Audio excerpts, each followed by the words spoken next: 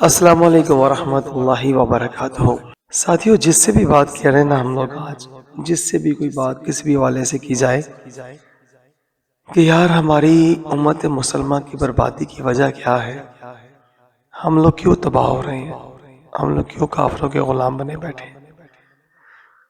ہم سب آزاد ہیں تو پیارے نبی صلی اللہ علیہ وآلہ وسلم کا نظام رحمت نافذ کیوں نہیں، ہماری عزتیں کیوں برباد ہو رہی ہیں،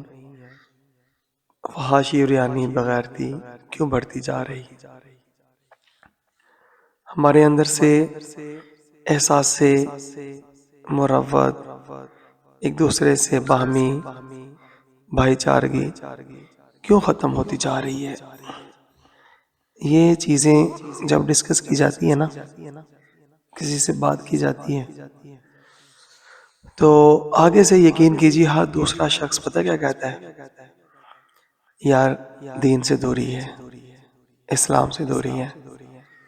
نبی کریم صلی اللہ علیہ وآلہ وسلم اور اللہ تعالیٰ کے احکامات سے ہم لوگوں نے اپنا دامن چھڑا لیا ہے۔ تو یہ باتیں بڑی زبردست ہیں، بالکل صحیح بات ہے، مگر دکھ اس بات کا ہے کہ دین سے دوری کی بھی تو کوئی وجہ ہونی چاہیے نا۔ اس وجہ کو جب ڈسکس کرنے کی کوشش کی جاتی ہے تو سارے ہی وہ کیا کہتے ہیں، سر جھکا کے تو بس گزرنے میں ہی اپنی عافیت سمجھتے ہیں۔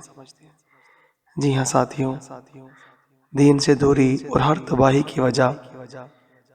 معاشرے کے اندر جتنے ناسور پھیل چکے ہیں اور جتنے کفر کے نظام مضبوط ہے نا، ان کی بنیادی وجہ ایجوکیشن سسٹم ہے۔ جی ہاں، جہاں پر ہم سب کے بچے اور بچیاں زندگی اور موت کا مسئلہ بنائے، تعلیم کے حصول کے لیے ہمیں روز گھروں سے دور، گھروں کے پاس، جیسے تیسے کر کے ہم اپنے بچوں کو سکول کے دروازے تک چھوڑ کے آتے ہیں، اور اصل بنیادی کی اصل جو ہے نا بربادی کی وجہ وہ یہی ہے کہ ہمارے بچے جیسے جیسے کافروں کی تعلیم پاتے جا رہے ہیں، وہ بربادی، تباہی اور اللہ تبارک تعالیٰ کے احکامات سے بغاوت، نبی کریم صلی اللہ علیہ وآلہ وسلم کی تعلیمات سے دوری اختیار کرتے ہی چلے جا رہے ہیں، اور یہی ان کی بربادی اور تباہی جو ہے نا، امت مسلمہ کی تباہی اور بربادی کی صورت میں ہمیں صاف دکھ رہی ہے۔ اگر ہم چاہتے ہیں کہ پھر سے تعلیمات اسلامیہ کا نور پھیلے تو اس کے لیے دین اسلام کی شمع کو روشن کرنا ہوگا، مگر نہ بھول جائیں یار کہ ہماری نسلوں میں بھی کوئی اللہ تعالیٰ اور اللہ کے نبی صلی اللہ علیہ وآلہ وسلم کے دین حق کے ساتھ جڑے رہنے والا باقی بچے گا،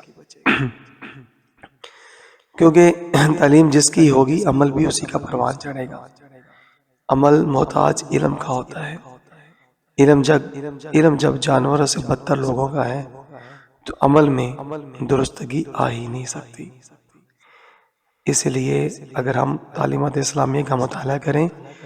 تو پتہ چلتا ہے کہ نبی کریم صلی اللہ علیہ وآلہ وسلم پر پہلی وحی کا نزول جو ہوا وہ بھی اقرا، جی ہاں پڑھیے سے ابتدا ہوئی، مگر آج ہم لوگ اپنے بچوں کو تعلیم ہی کافروں کی دلوا رہے ہیں، دنیاوی دلوا رہے ہیں، پیٹ کے لیے دلوا رہے ہیں، عیش و عشرت کے لیے دلوا رہے ہیں، تو یقیناً اس کے نتائج بھی ویسے ہی نکلیں گے۔ اگر تعلیم ہم نے اپنے بچوں کو دین کی دلوائی ہوتی، نبی کریم صلی اللہ علیہ وسلم کی تعلیمات کی دلوائی ہوتی